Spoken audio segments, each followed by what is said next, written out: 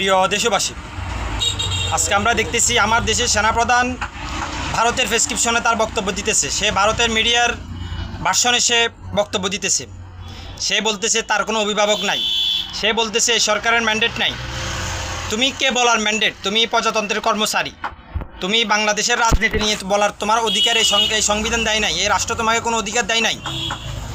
তুমি তোমার অধীনে তো 24-এর ইলেকশন হয়েছে, একদলীয় আমি ইলেকশন করছি হাসু আপা, তখন তুমি কোথায় ছিলে? বসে বসে কলা চুষছ। তুমি এখন আমরা দেখতেছি তুমি তো সিকিমের মতো বাংলাদেশকে বানাতে চাইছিলে। তুমি বাংলাদেশের সেনাবাহিনীকে ধ্বংসের পায়তারা করতেছ। তুমি তোমার কি ম্যান্ডেট বলতেছো? তুমি বাংলাদেশের ইতিহাসে এই ফার্স্ট ডক্টর মোহাম্মদ ইউনূস সরকারকে বাংলাদেশের 18 কোটি জনগণের ম্যান্ডেটের সরকার, 18 কোটি ম্যান্ডেটের সরকার ডক্টর মোহাম্মদ ইউনূস।